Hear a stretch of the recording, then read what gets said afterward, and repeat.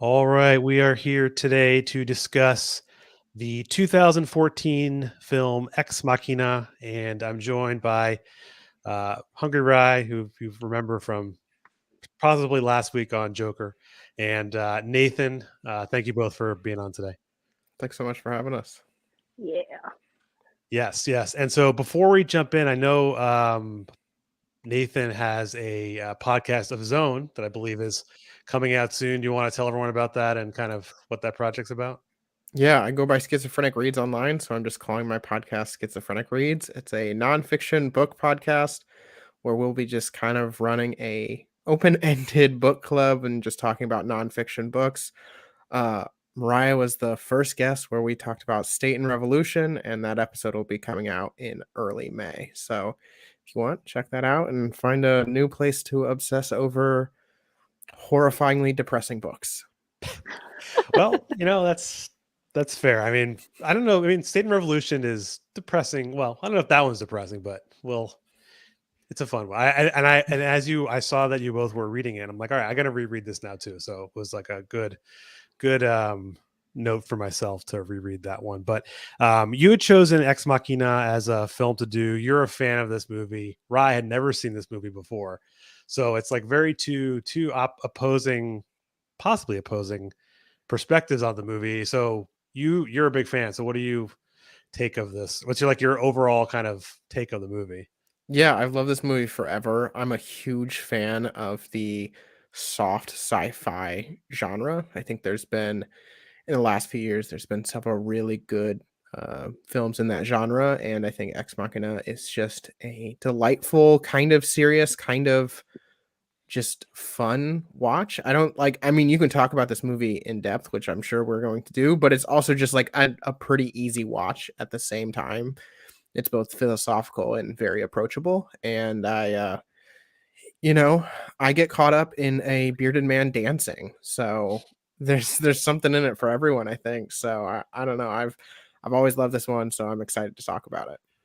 Yeah, and you saw it for the first time, isn't that right? Right. Yeah, I had no idea what it was about. I had seen it several times on different like streaming platforms, just a little box, but I didn't know anything. I didn't know what the content was about. They were just like, "Oh, watch this movie." I was like, "All right, I'll do it." And it was not what I expected it would be from like this sci-fi AI film. It took a turn where I didn't anticipate it to go, and I have a lot of thoughts. Yeah. There's so much that you could talk about with this film. So I'm curious to see where this goes.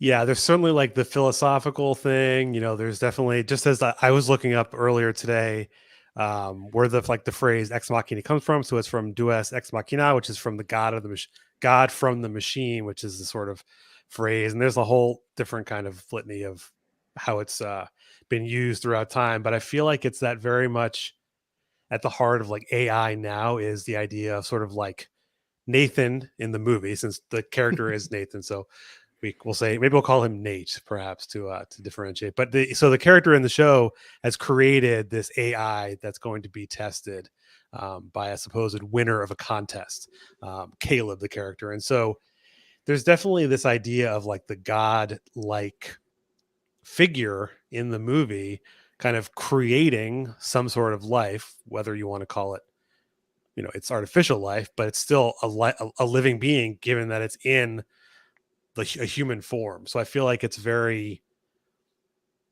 yeah, I don't know. That's it's yeah. Go ahead.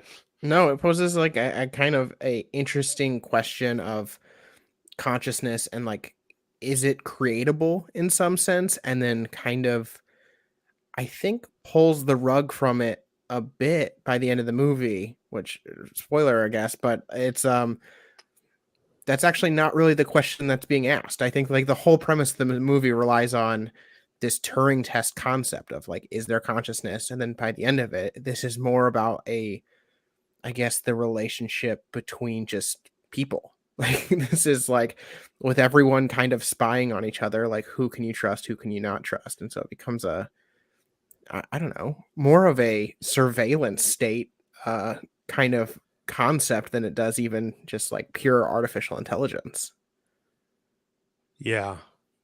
It's funny you mentioned the surveillance state because I was thinking so the as like a also we'll kind of go through the movie of course, but part of the Nathan who's the character who runs like a gigantic, which I guess basically Google is kind of what they refer to his algorithm, and he admits later that the way he got much of the data he did to create this was basically stealing all the conversations Yeah. from every human being like on Earth from all their cell phones. And his justification was like, well, they do it too. So, it's cool if I do it. And that is, I mean, that's very big brothery surveillance state. They're just, how else can you create these AIs that we're using like to chat with without who knows where this shit's coming from? Right? It's a It's moral interesting because it's quandary. like another means of extracting like labor from the working class is by taking our data because it's something that we take for granted for sure. Like we don't think much about it. But I think I read a book about like the COVID-19 pandemic and about like platform capitalism and whatnot.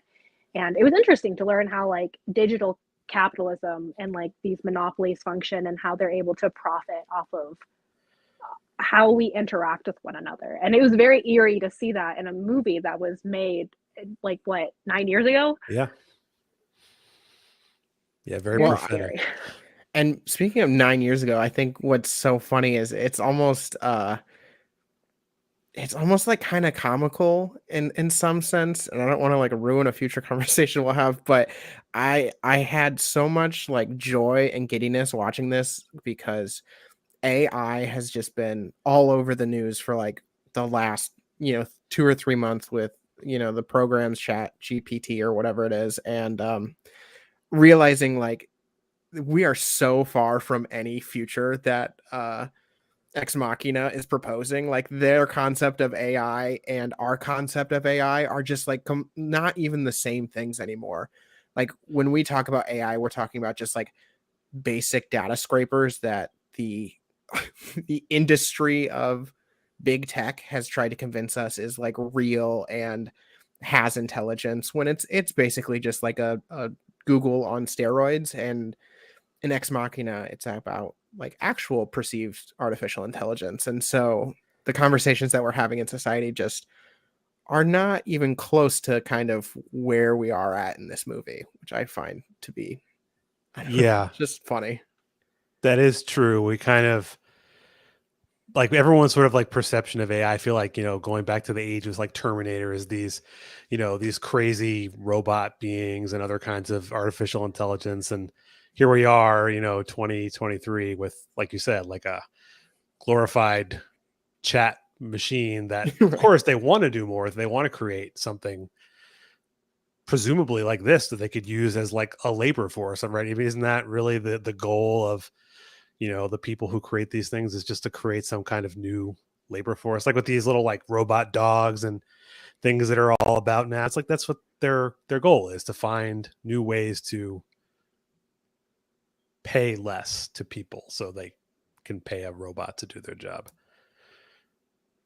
Which is such a fascinating part because this movie never really even touches on like what the purpose of this AI, what Ava in the movie, what is the function of Ava out in society. And I think like we're actually in some sense we talk about AI, but a whole other conversation is the robotics of this movie. Like the AI or Ava is a functional robotic machine, and we have semi-functioning robot dogs that work for the police.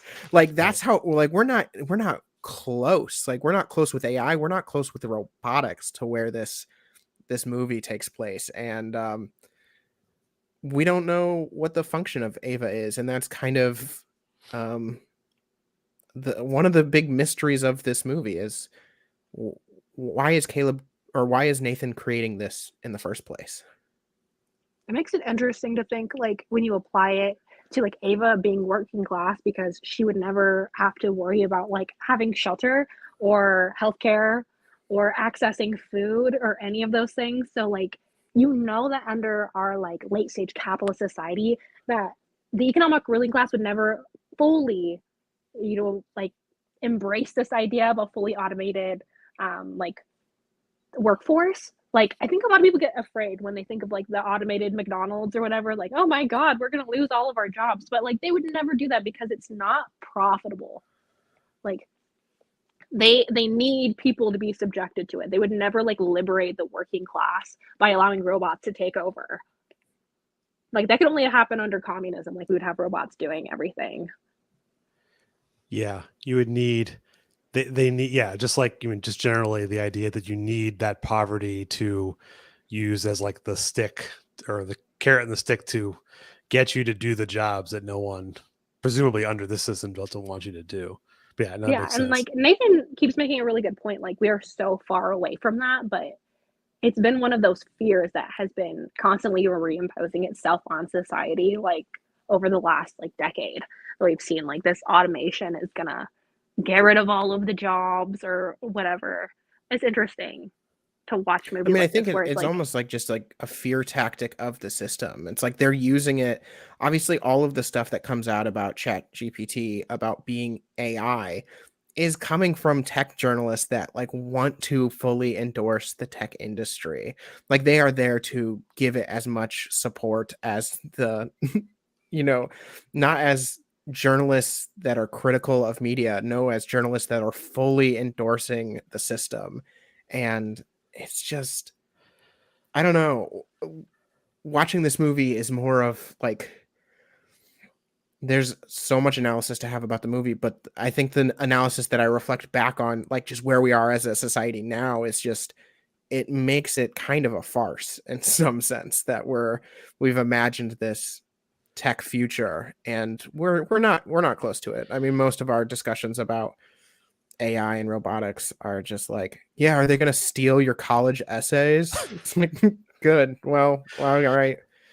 Well, I think that's actually a good point and kind of like leads into sort of like the beginning first, I don't know, like 15, 20 minutes of the movie where Caleb, sort of the programmer who's chosen, who we later find out was obviously handpicked and selected for this, you know, prize. But the whole place where his home is, where Nathan's home is in the movie, and his house and the whole compound is all like very obviously cost lots of money, and that's kind of part of it. But it's like this fantastical place that like almost can't really exist. It like gives you this, I don't know. It's beautifully shot, like the whole kind of arrival and then his home and the whole thing. I think it's funny too that the room he gets as part of his stay there is like this dinky room with no windows. And as soon as the first time I saw it, I remember thinking like, "There's no windows," and then he brings it up in his conversation.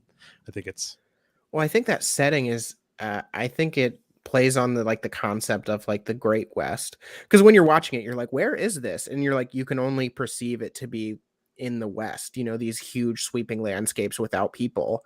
Like that's what the West is. It's this infinitely unexplored concept in our minds. But I mean, ultimately, it's not that in actuality. It's something that we are kind of ruining, and that's what it is in this movie. It's this infinite expanse. It's the next big stage. It's the next frontier, and we realize like, oh no, it's not. So I think it just kind of it's a play on what we've always perceived, the West as a topic to be. yeah, I like that. And then you get to his house and sort of like the everything is clearly they're trying to like show off his tech, obviously, like his getting his card and the whole like tour, and just like the kind of the two main human characters in this, Nathan and the tech billionaire, and then Caleb. It's very funny to see all of their conversations they have, especially at throughout the movie, but sort of at the beginning when Nathan's like trying to be his, like, we're going to be friends. And it's this very sort of idea that I always think about with like bosses trying to like be friends with like their employees, which is always so cringe in general. And it's like it's even not like worse. what he says in the beginning, like, let's just cut out this awkwardness, this little dilemma of like boss to employee. Let's just drink and just have a conversation. It's just like, oh God. Like we have all been there. It's so yeah, it's awkward. Also, you win a prize, and your big reward is this week-long vacation that you're working. Probably unpaid labor is like the big exciting part of your life is like, no, you get to go work for the richest man in the world doing just his random experiment that is mostly on you as a person. So just like Also, sign the NDA. We don't need a lawyer here. Like, it's just standard. It's fine. Just standard, yeah. It's just literally you're just signing away like your existence basically to this. Yeah, the what was I thinking about too with the like yeah, the everything that like Nathan's character says throughout the movie, it's just like very arrogant and like his persona is kind of different than I picture like sort of like the tech billionaire like in our real world. They're very much like trying, I think of like Elon Musk or Mark Zuckerberg. They don't have, I mean, I don't know what they're like in private, I suppose, but in this movie, he's very much like, I'm so amazing because I've done this thing. And he actually did do something quite amazing.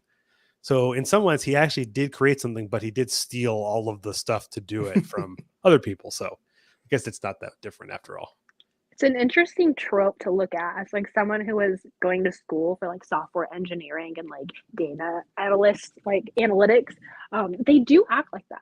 I don't know what it was, like being the only like feminine person in a room full of like 40 men. And they have this god complex about themselves, and seeing Nathan like on screen be what my classmates in college were was very bizarre. I didn't realize that. I only like experienced it in like my real life. I didn't know that this was like a universal experience. Like they acted like that. So it's weird. Even Caleb acts like that in the movie. Yes. I mean, they're both like that. It's this like this whole interplay of the movie is both of them trying to, I don't know, like convince themselves that they are outsmarting the other person. And that's like the give and take of the plot is like they're both conniving and thinking that they are better than, I guess, their foil. And what's funny about it is that Nathan's like response to when Caleb tries to like seem like, oh, I understand how you distant. He's like, no, let's not talk about this, because he's just basically saying like, I'm better, so you just shut up. Like it's obviously that who's like, look at my house, look at all this stuff. He like lords it over him, and from the very beginning you see like Nathan's character is very manipulative in just the way every conversation he has with Caleb, I feel like he's trying to bring him into something, which we find out later is he was clearly the whole kind of the predication of him coming there is to do the Turing test, like you mentioned, Nathan, for this Ava AI that he created, the newest model of his long running, project. And it's interesting. I mean, I don't think anyone's performing Turing tests on like Chat GPT. I don't think that's really a thing, I would assume. They tried to, and one of the responses was like the Chat GPT was like screaming at the user. And it was like, what does any of this mean? And like ultimately I think it's just like it means nothing. Like just ignore it. I don't know. Yeah. And I guess there are only really 4 characters in this whole movie. We have talked about Nathan, the billionaire, Caleb, the guy who's come to do the test, Ava, the sort of the AI they're testing, and then they have Kyoko, who's sort of like you don't really know early on you think she doesn't speak English, and so that she only speaks Japanese, presumably, so she can be there for it. And then I don't know. Did you think, Rye, when you watched it, was your assumption that she was, or it was, an AI as well, or was you like, oh, maybe it's just a regular person? Yeah, like because in the beginning it's kind of like up in the air. Like you think that maybe he's just paying her to be like a live-in like housekeeper, caretaker, or whatever. But then it becomes more apparent because you start to like learn about how he made Ava, and she's programmed to be heterosexual. She has a coochie. Like all of these things, like it's odd, like how all of his creations, and he talks about his other prototypes, and you're like, okay, well, Kyoto definitely is. Like, I think it was when they were dancing. Like, oh, she loves to dance, and they were doing like the exact same dance moves. And I was like, yeah, she's not real. She's not human. I suppose I should say. It's very strange. I also wonder that, like, did you find it odd that they're all women and they're all like naked and I've noticed this in like real life with AI and whatnot is like whenever they develop some sort of like advanced robotics, it's always a woman. And I don't know why that is. It's so strange to me. I think it's just like a level of control. I think like that's the interplay of most of Nathan's role in this film is just to exert as much control as possible. And I think the using a woman is like kind of the sexual nature of it is a controlling is part of the joy of creation. I think that's like why Nathan is doing this is like because he just wants his own little creation and he wants to play with it and he wants it to be his. And that's kind of the whole driving force of what he is doing and why he's doing it. So I saw a theory. I didn't watch the full video, but it was kind of talking about this movie, and it was basically saying that so Ava basically, I think it said that means Eve. So is the and then Nathan is kind of like the God creating, Adam and Eve type of situation. And there was 7 days they're there, or 6 days of the Turing test creation. So very, I don't know if that's actually what the director was thinking of and all these, but I can't imagine like the name Ava was an accident, given that it means Eve, and like he's like this God creating. So I think that's to your point of just I think that's just it's also like a male fantasy, I feel like too, in some sense too, of just over sexualizing anything that like you said, like Nathan, you can subjugate them or you can be their creator. And so why not make them in what you want them to look like, I guess. Or in this case, he actually made Ava to look like what Caleb wanted him to look like, which is even creepier. Maybe. I don't know. I do love the part of it where he talks about like basically Ava's appearance is derived from Caleb's porn searches, which has to be like I think it's always joked about like if I die, go delete my browser history. It's supposed to be the most intimate, secretive part of your life. And Nathan's just over there like pulling up his search history and designing a robot for him. It's like there is nothing precious, there is nothing hidden from this future. Yeah, I mean, no data is really. We don't really have private data. I mean, No. I guess you could say like if you had a computer that's not connected to the internet or something, or like you're saving stuff. But yeah, it's it. I mean, that's a whole nother conversation. But like, yes, it's very much there's no privacy. He used the data from people's conversations for facial, all this stuff like that presents. And it's also interesting that he used all that data to like create an AI robot when if they had all that data, they're using it to like catalog all of us, to make sure we're like, under our surveillance police state kind of situation. It's a Yeah, because different. that did just happen in the last couple, maybe not couple of months, with like Facebook Messenger, right? Didn't like the FBI warn that they could like go into your messages, and then everybody stopped using Messenger and went over to Signal because it was more encrypted. And now I feel like we're going to see the same thing with like Discord, given like the Minecraft server that leaked the the FBI documents or whatever. Yeah, that's true. I think, yeah. So I think one of the like the heart of the movie, I think we should probably spend some time on is the conversations that Ava is having with Caleb, and sort of like that chunk of the different, like there's different days, like it's very progressive in the sense that it starts very simple conversations and grows. And I think this where Caleb thinks he's performing this Turing test to see if, Ava's is, acting as if she is human or it's human, whatever you want to refer to it. I think I found like especially the first one or two conversations like very unsettling the first time I watched this movie, and maybe every time I watch the movie. It's very, I don't know why. I mean, I guess knowing that it's not a human in our perception, it's just very. I don't know. I don't know if you felt unsettled or how you feel about those kind of conversations. From like an art perspective, there's some theory about like the unsettling nature of things. They're like almost human, but they're not quite. Like, I The Uncanny remember there was, Valley.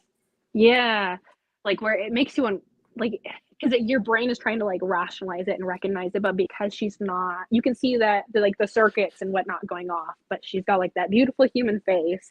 But then she ends up putting on like the wig and clothes and whatnot, trying to like cover it up to like disguise that so that Nathan can then be like lured into her like her like manipulation and in order to like be freed and go out into society, because that's like ultimately her goal, is to be able to leave the room. Yeah. Yeah, it really does play on that. Like, I mean, also with like horror movies, like some of the things, like things that you fear most, or things that you almost like can't even imagine, but like you can almost imagine them. Like it's, yeah, that's a good way to describe it. I think I think startling to me is just how much Caleb is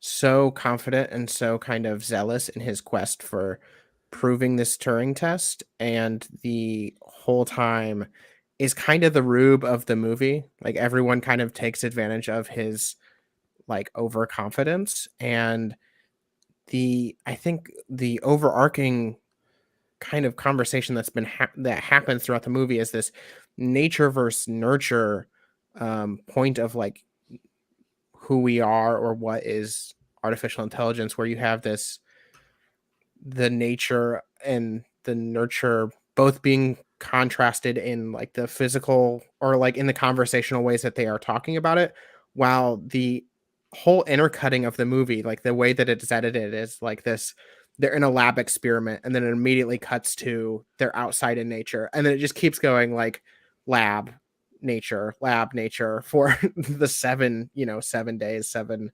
sessions, and it's just like a fascinating interplay for me. Yeah, and it almost feels like the natures like get more extreme. Like they have the time where they go for a hike, and then they're sort of in this, I don't know what you would call it, some kind of like tented area where they're having like deeper conversations. So it's almost like as the tests seem to get like deeper, like they don't really have a real connection, Nathan and Caleb, but Nathan is, I mean, Caleb is starting to feel like this deeper connection to Ava, and so he's, yeah. I mean, you also don't really get, what was I going to say? It's the way that his relationship like grows with her is also, I don't want to say unsettling, but he almost feels like his overconfidence and like feeling of loss. Like obviously they brought him in. They say his parents had died and he was kind of alone. So it's part of why he was lonely and needed someone. And so Nathan manipulated him to manipulate him within this test. Super Yeah, creepy. well, and the only one, like, they're constantly trying to outsmart each other, and I, Nathan knows what the test is. Ava knows what the test is as part of the programming, is trying to escape, and Nathan is kind of just caught in the middle between uh, full technology and the super rich like overlord kind of concept, and he's the one that goes insane like throughout the movie. He's just like, it's a constant descent into sanity, being trapped between like technology and the, I guess, the ruling class. In some sense, he's just kind of a normal person that is literally drove into like almost He like almost kind like of disassociation, right, from his own right. reality. So he's like looking in the mirror and he's checking his eyes and he like cuts his arms, he punches the mirror. And that's like, that was weird, because then I was like, oh my God, is he the robot? And then he's not. But it's weird. It makes you wonder, because like if anyone's had like severe mental health crises, or you've been like questioning like your own reality, I can see how like having these other beings that aren't technically like organic, they're not humans as we know them, but they're like living amongst us. Like, how do you know that you're real? Yeah. I mean, it's very, yeah, that's like I feel like the philosophical aspect of this movie of like what is real, like are they real in the sense that they can carry on a conversation, but they've also been programmed in a way to facilitate that conversation. Like Ava's manipulation almost seems very much like Nathan's. It's almost like his image of being able to use people is what Ava uses to eventually free herself too, which is ironic. And I think there's just a the interplay of obviously Nathan is kind of the driving force of this story. He generates the whole thing. He's created Ava, and he creates this little kind of competition for Ava against just a random person. And I one of the things that I love so much about how we discover over time that Nathan is both, or Caleb is both randomly selected, but also um, personally selected as kind of just your everyday man. Like he's kind of put in this position of being the tester and the test subject because he's just kind of average. And I think that says a lot about the power interplays, specifically from Nathan as this. The facade is never really pulled from Nathan over, other than his just, I think, overzealousness for what he's completing and into eventually being betrayed. But um, I think it just speaks to like a kind of the dystopic future is not like the AI will become violent. It's that AI uh, doesn't need us. And I think like that's kind of what it's not that we are creating a future where we don't need work. It's that we are creating a future where we don't need us in some sense. Like if all we do is just like the competition amongst ourselves, then I don't know. There's no intentionality put to it. And both Nathan and Caleb are just kind of discarded by the end of it. I agree. It's interesting that like when he asks her like, "Oh, where would you go anywhere in the world?" and she's like, "To like a traffic stop, like a four-way stop, just so she could watch people." Like her whole goal is just to like exist amongst other beings, which is so bizarre to Nathan. Like, oh, like not go to Hawaii or whatever. Um, but like, it's not what we should all want. It's just like something simple, like being able just to exist out in society with other people. Like, it doesn't necessarily have to be an experience or like I don't know where I'm going with this. It's just interesting. Like, she had a very human. It is not meant to be a human response, but at the same time, I get it. I mean, it's like she wants. It's like the idea of like she doesn't say it this way, and maybe this is not. Maybe this is just my interpretation of just wanting like connection. I don't know how you like interpret like the idea of like a traffic intersection, just because there's like lots of things that are happening. She wants connection, but she also wants to like understand like the purpose of her existence too. And everyone wants to have some kind of purpose in their life. You want to do something that means something, whether it's like art or things that most people aren't able to do because we live under a capitalist system that prevents you from often achieving or going after the things that give you the most joy because you got to live. Well, Yeah, and that her answer. connection Oh, is you're both. good. Sorry, that connection is both like the good and the bad of the movie. It's like what Ava Right. strives for is like to be connected in this crosswalk and just like observe people and be part of a crowd and just part of the people. But the connection is also the driving force of the potential manipulation.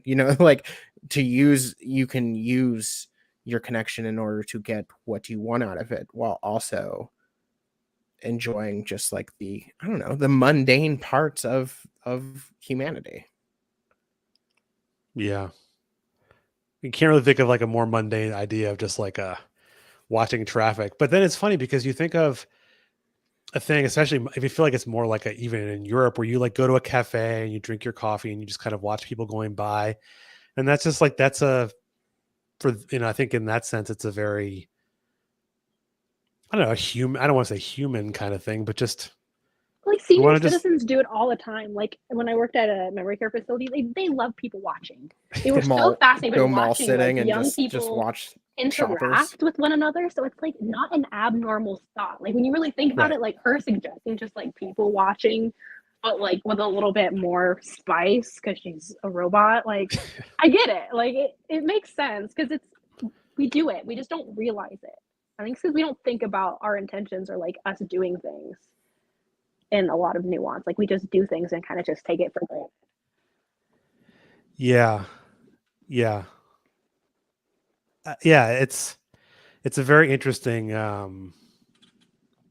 don't know. I almost think it's like you're thinking of like the most sort of mundane thing you can do, but also something that is kind of interesting. Like it has a look into like the world around you to see what people are doing, you know, especially for her. Like she doesn't, or Ava's character, or whatever. I don't know how to refer, but yeah, I lost my train of thought there. It's a lot of philosophy, and I'm not a philosophy buff. So I had to reference like my intro, like can a robot be human? 33 perplexing philosophical puzzles book to like try to make sense of some of my thoughts because it makes you want to learn more about like philosophy, and I think it's a really good intro to that to like get your mind on the right track because it leaves you wanting. I don't know. It makes for good conversation. Like I don't know how conversations after movies with your partners or friends normally go, but I had the most nuanced and interesting conversations after this movie specifically that I have not had in ages, and it was wonderful. I think also Ava's creation is part of this. I think like where we find ourselves trapped with technology currently in society is like it's not really made for the public good. It's more made to like obviously like for corporate profit. And so the creation of technology is a secretive thing that is like a big thing to release, you know, public, you know, PR campaigns and whatever. But like there's no intentionality into like going into the creation of these things other than like they are here to serve their function. They are here to sell units. And I think the creation of AI in private is just like it speaks to that like as a larger issue of like potentially the greatest invention that mankind could get towards a completely utopian society in the combination of AI and robotics is actually just left up to this just like lonely billionaire dude like just in his own house like creating this for his own project and his own vanity and probably in order to you know it's not said explicitly in the movie but like he's probably creating this in order to just like get a bigger market cap on the technology like you know he's going to control the stock market with this invention and we get no indication that the rest of the world is even prepared for this we get no indication that the purpose of even Kyoko in the movie is a secretive project. It's not like these robots are out there serving tables and you know helping people in healthcare or anything like that. No, it's like no, they're just this guy's playthings. They're here for his enjoyment and the rest of y'all be damned. Because the world that we get, even though it's like literally one scene beforehand, is literally just an office scene. It's people sitting at desktops typing away, coding, and we get the impression that the world is existing exactly kind of how it is now, how it was in 2014, where everyone's just like performing average work, and yet a billionaire is off creating potentially the greatest invention ever, and we get no share in it other than just to be the little test dummies for their ruling the world project. And he probably got funded with public money too. Right. Yeah. Yeah, and it's funny you mentioned kind of like his plaything. The line that I in my notes I kind of wrote down that he sees his invention as just kind of a toy, a thing that he can create, but doesn't actually. And he also doesn't seem to care about any of the ramifications of it. It's simply just I can do this. So why? And I think he says at some point like, "Why would you not do this?" Mm-hmm. Right? It's like I have this money, I have this place. I'm just gonna go for it. Well, I think it's like how Congress in the US is like set up to handle technology. And by set up, I mean opposite of that. I mean, like we have like the oversight of this country into new technology developments is just non-existent. We are not like having public conversations about the good and the harms of introducing new technology. And we are so far displaced from a point of having like government conversations surrounding like what we should do with AI and robotics and labor we're just not having those conversations because half of Congress is dementia ridden and the other half is just like shills for I don't know, campaign funds. So I don't know, it's just kind of a mockery of like the system in some sense. And maybe it's not intentional by the maybe that's not one of the expressed things that the movie was going for, but it's just like a constant reminder like that that's the system that we're living in, and that's even the system that we're imagining. It's like we're not. It makes sense, like having people like Mark Zuckerberg and like Elon Musk and whatnot, like lobbying against the government to like not talk about those things or educate themselves on those topics so that they can have that monopoly on it and do what they want with it, not have to make it open source, even though it could like potentially, because of like the algorithms that they have, they could solve anything, literally anything, having like these little brains that like it's artificial intelligence. They could solve all the world's problems, and they're, like you said, just keeping it to themselves as just like a hobby project. Yeah, his money and his algorithms could solve like logistics to solve hunger in places, or you could use things to build homes like these for countless things you can think of that would actually benefit millions of people. But instead, like this is literally benefits like one person. They're his sex toys. Like that's literally what they like. They exist as sex toys, but also just like a pure intellectual like extravaganza of manipulation of others. Like then that's really their only function. Ava and Kyoko are just there to just be playthings. Like we said, like that's the whole purpose of them. I think what's scary is like he's so quick to be like, just shut them off and kill them, and that's like what Caleb's breaking point is. Like, what do you mean? Like, you have this thing who is like showing this massive potential of being like life, its own form of life, and you're just gonna turn it off? You're gonna kill it? And he says, "Yeah, okay, version 2, moving on." Yeah, like It's very bizarre. The scene where he's like watching the footage of like how he's like interviewing the different models and like them destroying themselves too. Like that was a very kind of disturbing scene where one of them is saying like, when will I ever get out of this place? And it's very like, that it's not a real person, but at the same time, like you have a feeling of, at least I did, of just how can you even treat them like this, even though you know what they are? I don't know if that makes sense. We also get this the Oppenheimer quote of, what is the exact quote? Oh, I think I wrote it down, but I can't find it. Destroyer of worlds. Yeah. I should know it off the top of my head, but anyway, the Oppenheimer quote comes up, which I think is just like this endorsement of world defining things done in secret, where like the whole Manhattan Project was this, world shattering invention of nuclear technology and weapons done just by like a secret US government and some scientists and the military. And we have that quote levied against Nathan, who is just the tech billionaire of this era and creating a world defining, world shattering invention. And it's it's not for the public good. It's just, I don't know, first the sick fascination of the thing. Yeah, it's I am become death, the destroyer of worlds. Yeah, it's the way he, and of course Nathan's response is like, I know the quote, like Right. this like douchey way of responding to it. Yeah, the what was the other thing in sort of that piece too is that oh, I know what I was going to mention. That's kind of another piece that I found interesting, and I didn't see too much online. I feel like if this movie came out now, you'd see even more.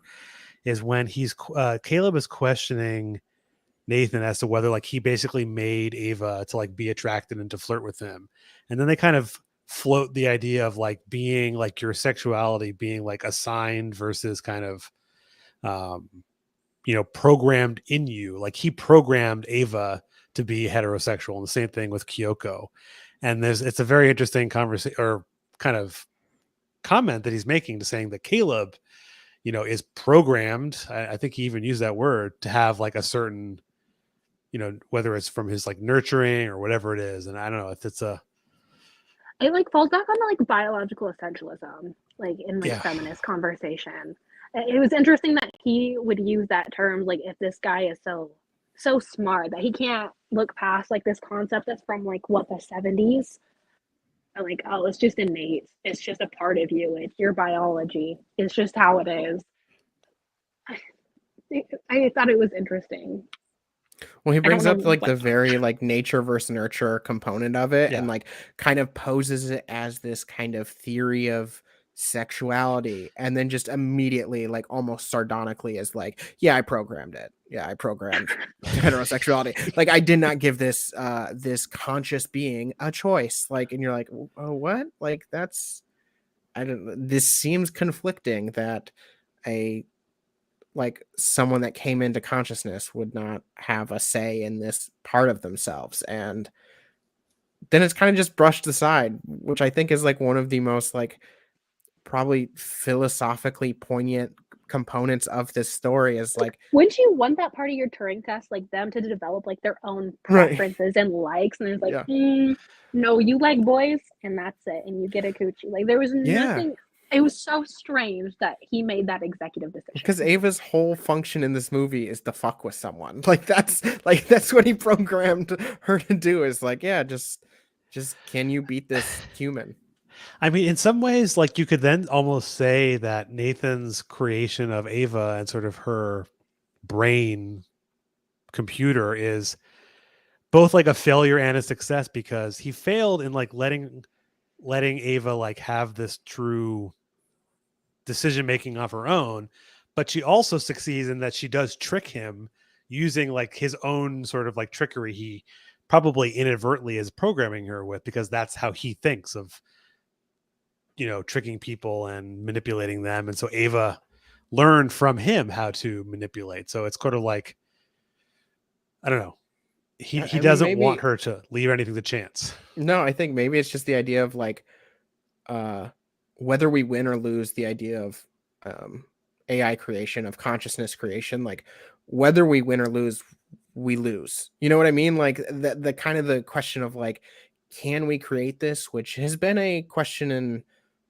throughout societies, but specifically, with the technology revolution since the 90s, like that's been a thing that we've been having kind of these public philosophical debates on, and this the hard answer with this movie is just like, no, you're gonna lose. Like it will outsmart you, it will, like, it doesn't need you. Like any way that you can interact with it is by taking advantage of it, kind of like, I don't know. Well, the other thing too that was sort of like to the point now where it seems like Nathan has, or sorry, Caleb has sort of been manipulated into believing that he is there to perform the Turing test on Ava, when in fact it's really the opposite, where Nathan wants Ava to kind of manipulate and test uh, Caleb. But what I also think plays into it too, that maybe I'm skipping a little bit ahead, but towards the end, when you know that Kyoko can't speak English, is kind of they've said the whole time, but towards the end she seems to understand what Ava's telling her. Did what's your theory on how that came to be? Maybe I skipped a little bit of like the part with like the manipulation there too, but that was the thing I was kind of been debating.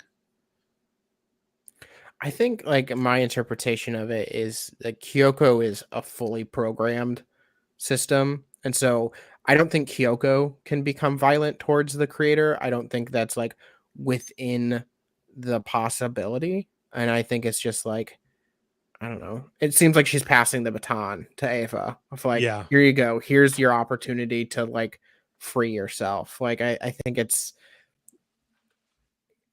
the Kyoko's component in this story is to like, I don't know, be the failed project in some sense, while also still functioning for the good of Ava. Yeah. Because like bringing the knife down, I mean, that's like obviously like, the intention of Kyoko is to like aid in Right. helping Ava. Yeah, I was thinking that maybe that the way that sort of Ava sort of like brought her to her side is teaching her, like, is it possible for like Ava to teach her language? Is it possible that Caleb like programmed her to be able to understand? But he would have no benefit in doing that. Like they learned in some sense. Like Ava seems to be able to consciously come up with, I don't know, new thoughts that Nathan did not want her to do, I think. Have you watched the show Westworld? It's I kind of have. I haven't seen the newest season, but I saw sure. the first season. Yeah, But the premise of the first season, which is one of my favorite seasons of a show it's really ever, good. is just so good. But of the consciousness of AI has to happen once in order for it to just like expand. And like I think that's part of like the creative process is like you only have to get it right once and then you can just go. And I think Kyoko is kind of that like the continuation of Ava. Like Ava succeeded and now like that technology can move forward without us, because Kyoko like throughout the story is basically just like a waitress for Nathan. Like there's really no functionality there. Like it's a pretty much more just like the robotic nature versus compared to like artificial, like compared to an intelligence, conversation. And then I think Ava just like turns it on, like, and then like from that point, and especially like having it come first in the narrative, it's like it's all over for us. Like the like we lost. You know what I mean? Like they Yeah, can now help each other move But like past AI us. would be so incredibly easy to teach. It's not like humans. Like you could just upload. They could learn like 100 languages in a matter of hours, whereas like humans, we have severe limitations when it comes to that. So I can see what you're saying. Like they can just humans will just be extinct, and like maybe that was like the point of the movie is like yeah, eventually like why would they not just start creating themselves? And like they would know where to start, right? Like the blueprints for creating more AI, and they could take over the human race. yeah. I think that's part of like that sort of like fear aspect of what we have to worry about with AI is that like they could take us over, so we have to like regulate it, or which doesn't seem like we're really doing anyway. But in the future, like because if we don't, they will subjugate us because that's the only function of some other of a species is to subjugate someone. They can't think that that's maybe we just all want to live together and have like a nice society. Is that like And a I don't want condition to. of like the human species? Because like other species don't do that. It's interesting like to think about that. Like at least not that I can think of off the top of my head, like any other mammals or parasites. I don't know, like trying to like overpower. Like there's, I don't know. I don't know where I'm going with that thought. Never mind.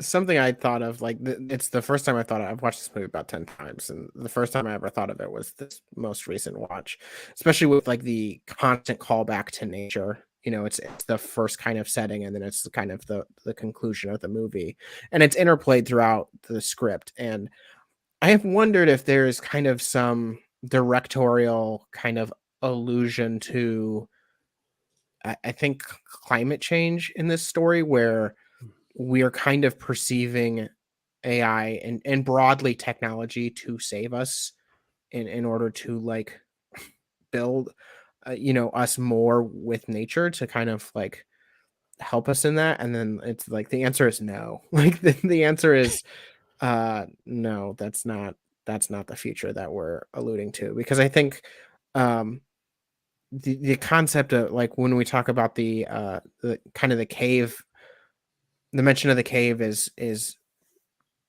Ava's consciousness is to like realize nature. It's to perceive nature outside of the lab, and any realization of that just comes from like the unnecessary nature of humans. Like that's how she arrives at nature, is just like disposing of us. Yeah, and the only thing she has is that tree that she can see from her room, right? It's like this is Yeah. your, which also I feel like also goes back to like the Eve kind of thing with like the apple and the tree kind of thing. I don't know, but yeah, it is interesting. I hadn't thought about it as a climate change. I mean, yeah, you could also theoretically use the abilities of these supercomputer brains that they're creating to help us solve those problems too. I don't know. I mean, we could use these for a benefit for everyone. Where again, going back to Nathan doesn't care about any of that. He just wants his sex robots. Yeah.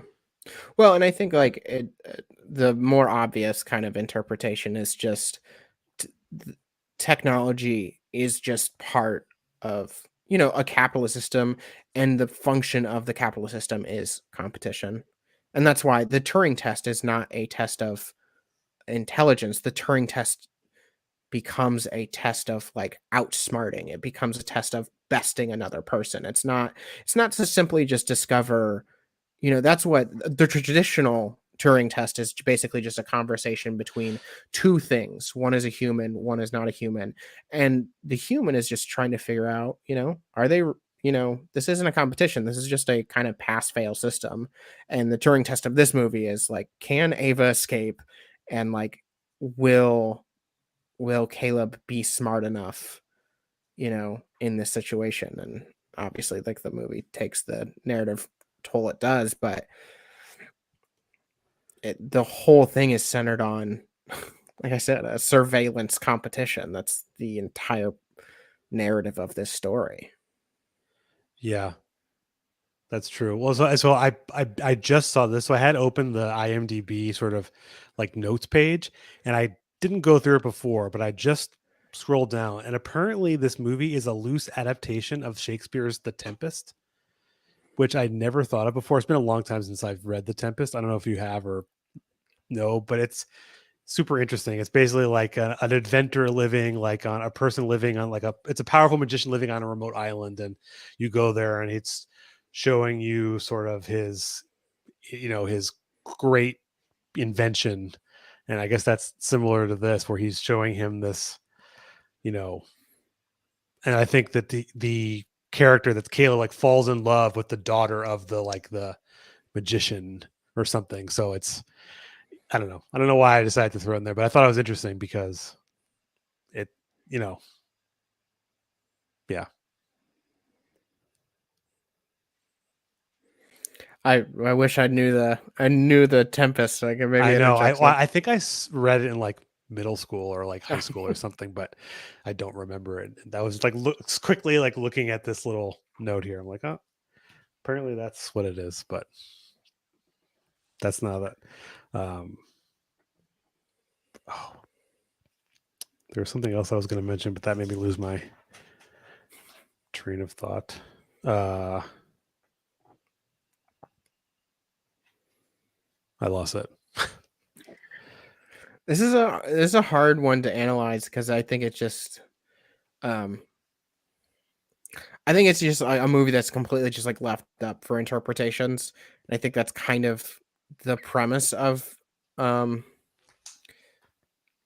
some of Alex Garland's work. I mean, working on this and then Annihilation is just like, yeah, I'm not giving you the answers. Like, you can have as much fun theorizing about this as you want, and just this kind of the interplay of technology and humans and science broadly is just, I don't know, something to think about in some sense. Yeah. And I also love just like ambiguous endings too, like where like you kind of are left with, oh, Sorry. that's okay. Yeah, I was just saying like the ambiguous ending of the movie too, like where Ava's like gets to her traffic, intersection, and Caleb is left behind, and the crappiest character dies, which I guess is kind of satisfying, the Nathan Oh, getting well. stabbed. Yeah. Oh well, exactly. But yeah, I think it's yeah, I agree. I mean, all of Garland's movies are very open to interpretation, and I like that because I mean, you can have you could have people the same. You could record the same episode like in a year, and you'd have other things after you watch it another time too. And one theory I also saw was that Caleb actually was like a more advanced version of AI that could like actually bleed, which is, I guess it's possible, and he's now the prisoner that Ava like outsmarts the newer model, which also is an interesting concept. I have thought about like, is it possible that Nathan planned this whole thing? Like that Nathan didn't get stabbed to death. Like that was all just like a performance for Ava's to really test Ava. Like, would Ava stab him actually?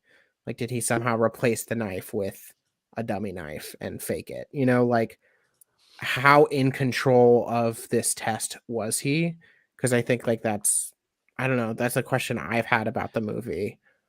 I don't have He's a really an control answer to it. freak. You'd think he would Yeah. have as much as he could, right? Like he knew that whenever those like power cuts were happening, which you didn't really talk about, I immediately when I saw it, I'm like, there's no way he's not, like, he's obviously found some way to continue to watch the conversation, to actually get a glimpse of like what their real conversations would be, because it's hard to have a test where like someone's watching you and taking notes, it's very, very strange. Well, it's just like was he stupid enough to die by like by his own creation? And maybe that's kind of like it is speaking to the hubris of his thing, which is kind of, because we never, I don't know, I guess we do get an answer. It does seem like he dies. Like that is kind of the illusion, is, his hubris is the defining point of his death. But is there more to it, I guess, is kind of, and I think like my my last kind of fan theory thing is, I wonder if the pilot is an AI. Like I've wondered that every time I've watched it, the helicopter pilot that picks Ava up. I wonder that how she gets off the island, like, or wherever she's at. Like, they're not on an island, they're like wherever in like in the woods or whatever. Like, how did she manage to convince them that, like, oh no, they would know who was coming to his house? Like, how on earth did she end up leaving? Yeah, like she convinced the pilot that somehow like the guy who came, like he's gone. Now let me. I'm the new passenger. Like I Well, don't know. especially since he doesn't seem to like let people who like civilians, if you will, like leave, right? Like it's like you come there, presumably, like he joked like the people who came to like set up his tech, like he ended up like killing them. Like that might not be actually a joke. He could have just killed them. Side eye. Yeah, Right. exactly.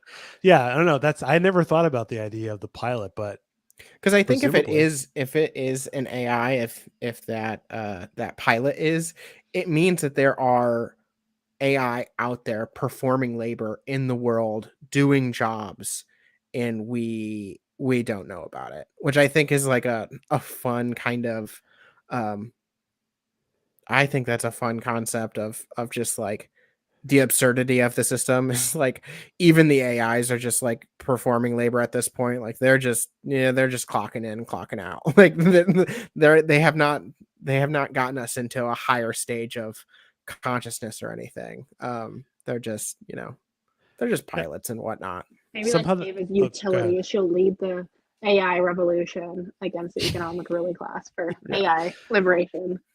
Yeah, she has to read. He probably didn't program any theory into his into the computer programming. She didn't like put state and revolution in there for her to think about. I doubt. I don't think Nathan cares about any of that.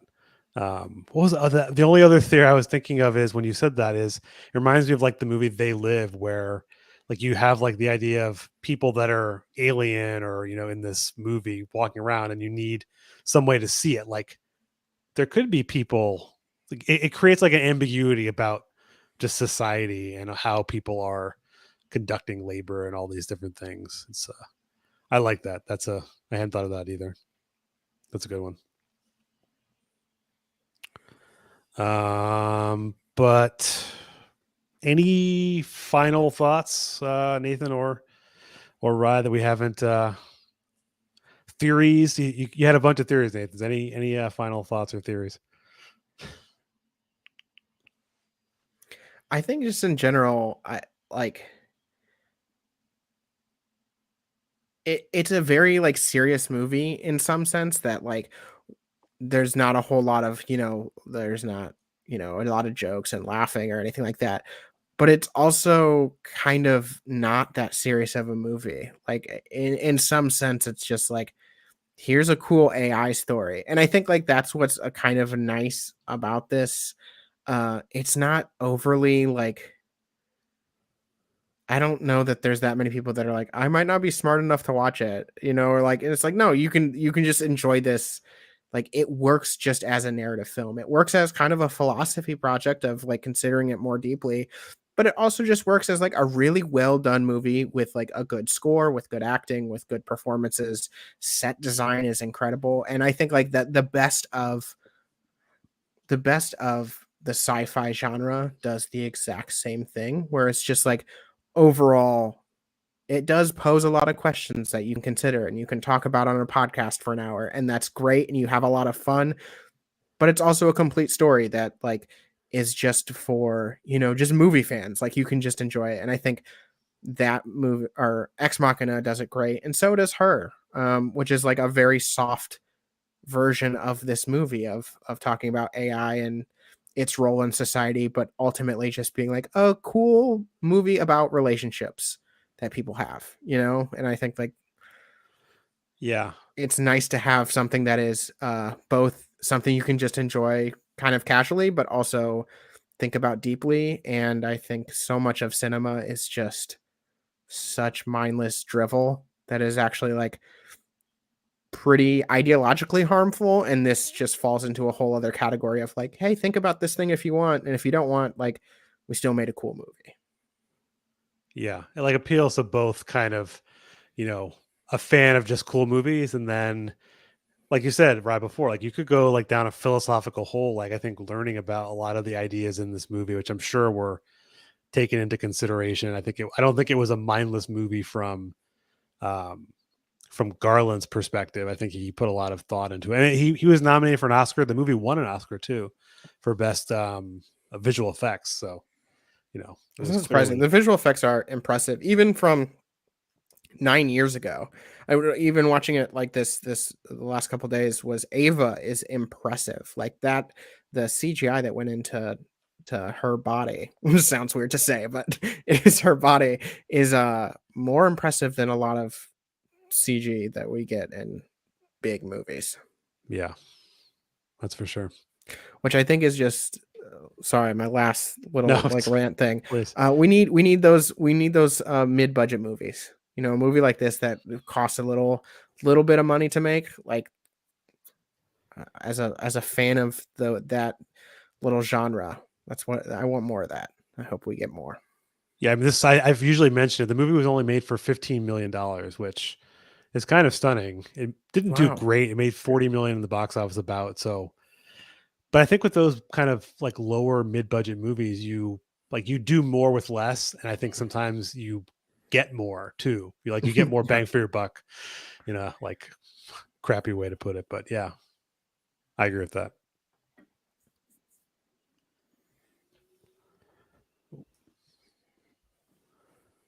Do you have any last thoughts, Ryan? Or I don't we think good to go? so. I think you all covered a lot of bases of this movie. There's just so much that you could think about with it. So I think this was good. I think we didn't get too off off track by any means. I think this was solid. Did you Yeah. like the movie though? I guess I never heard you say whether you liked it or didn't like it. Like, did you enjoy just I watching the really movie? did enjoy the movie. It reminded me like a lot of Westworld. It reminded me of like I Robot with like Will Smith and Shia LaBeouf. Right, that movie terrified me as a kid. Like this idea of robots coming and like breaking robot law of like killing humans, and it's interesting to see how like it's growing as a genre as like technology progresses. It'll be interesting to see what we have in the future, especially now that we have like these viral videos of like AI workers killing themselves after performing like 15 minutes of labor. Like, I don't know how true that was, but seeing that video go around on the internet was kind of scary. So we'll see what happens with film and like social commentary on technology as a whole as time progresses. Yeah, there hasn't been there have been some, like you mentioned Her and some other movies like this kind of like sci-fi AI genre.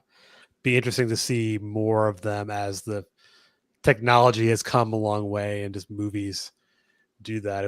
I'm interested to see what other ones, because I do like those kind of you can think you call it like a soft sci-fi. I like that term.